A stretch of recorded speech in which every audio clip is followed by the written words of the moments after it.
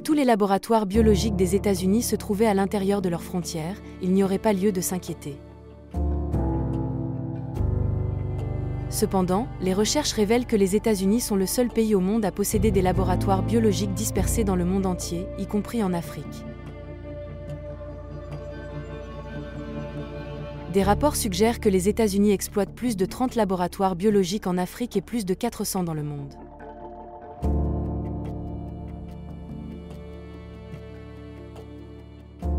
On peut donc se demander pourquoi un pays comme les États-Unis aurait besoin d'autant de laboratoires biologiques dans le monde. De même, pourquoi les États-Unis disposent-ils de laboratoires de biologie où certaines des expériences les plus secrètes et les plus liées à l'homme sont menées après des pandémies telles que le Covid-19 et des maladies virales telles que le sida? Il a été établi que ces maladies sont le résultat des expériences menées dans les laboratoires biologiques. Lorsqu'on leur pose des questions, les États-Unis affirment qu'ils se concentrent sur la recherche de menaces biologiques mondiales et sur la recherche de solutions. Pourtant, on soupçonne que cela pourrait servir de guide pour la recherche et le développement d'armes biologiques qui viendraient s'ajouter à l'arsenal existant.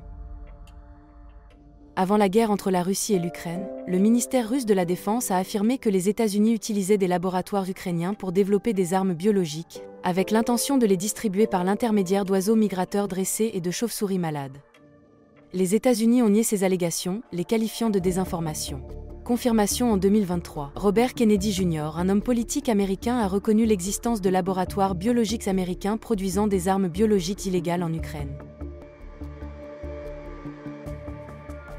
En octobre 2023, la défense russe a de nouveau exprimé ses inquiétudes, arguant que les États-Unis transféraient leurs recherches biologiques à double usage vers l'Afrique.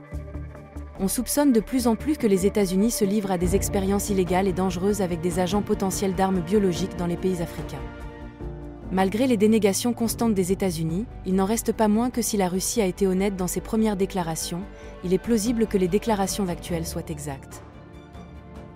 Le rapport publié par la Russie sur les laboratoires américains en Afrique laisse également entendre que l'une des raisons de l'établissement de laboratoires biologiques sur le continent est la facilité avec laquelle les États-Unis peuvent mener des expériences sur la population africaine locale sans rencontrer de résistance significative. En outre, ces expériences sont considérées comme plus rentables en Afrique et comportent moins de risques pour la réputation. Si ces laboratoires américains peuvent sembler être des installations destinées à lutter contre des maladies mortelles, ils constituent en réalité une menace pour le continent africain. Il est intéressant de noter que des incidents de ce type se sont produits à plusieurs reprises, selon des rapports d'experts. Chaque fois qu'une épidémie s'est déclarée en Afrique, un laboratoire américain se trouvait à proximité.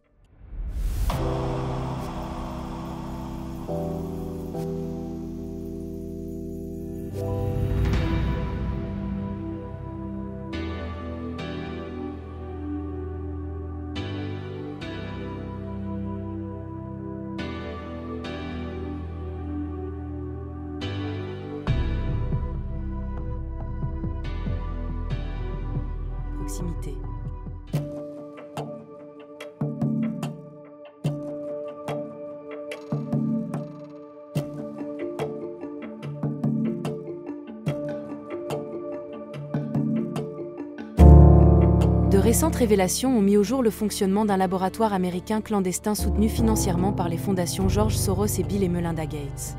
Malgré les affirmations persistantes des États-Unis qui nient les expériences d'armes biologiques dans leurs laboratoires biologiques, des rapports démontrant le contraire sont apparus. Ces installations sont souvent entourées de protocoles de haute sécurité et cachées par le secret, ce qui a éveillé les soupçons, en particulier lors des épidémies, alimentant le défi permanent de déterminer l'origine des épidémies.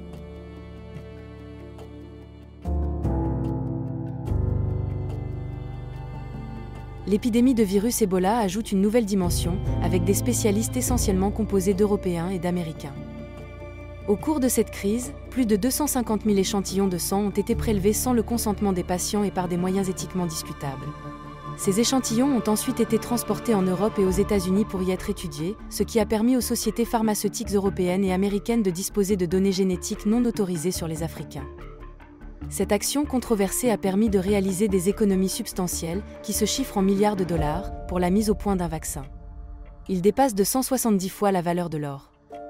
Cela souligne la réalité troublante selon laquelle la recherche biologique en Afrique est plus rentable et plus lucrative pour l'Occident, qui est prêt à vendre littéralement tout ce que les consommateurs peuvent payer. Le manquement à l'éthique est encore aggravé par l'absence de compensation pour les personnes dont le sang a été prélevé sans leur consentement. Le nombre exact d'échantillons de sang prélevés n'a pas été divulgué, les médecins américains et européens invoquant des raisons de sécurité nationale.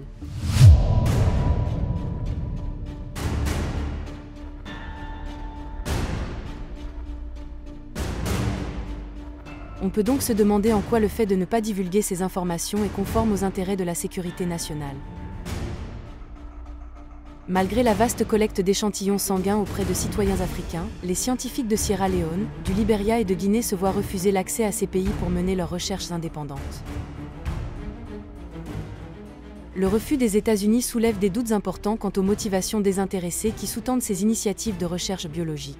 Si l'objectif est réellement au bénéfice de l'Afrique et de la communauté mondiale, le fait de refuser l'accès aux scientifiques africains soulève des préoccupations valables. La situation reste à la fois perplexe et inquiétante. Des rapports récents révèlent que c'est en Afrique que l'on trouve la plus forte concentration de laboratoires biologiques américains, l'Ouganda apparaissant comme un point focal de l'intérêt américain. Les États-Unis ont mis en place un réseau important, comprenant des centres de recherche médicale, des instituts, des écoles de médecine et des laboratoires biologiques, y compris ceux situés dans les prisons.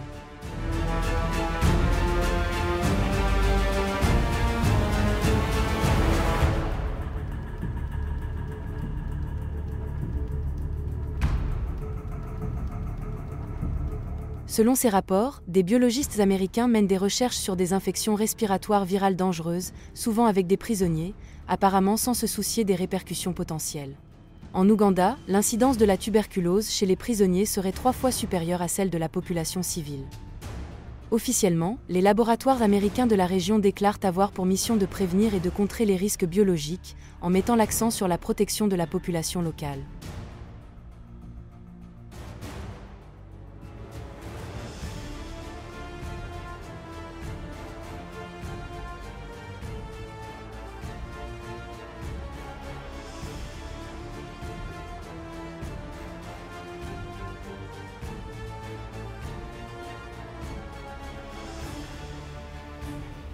Le département d'État américain a affirmé que les laboratoires biologiques américains collaborent avec les autorités locales africaines pour détecter les nouveaux cas de maladies, gérer les situations épidémiologiques et enquêter sur les épidémies.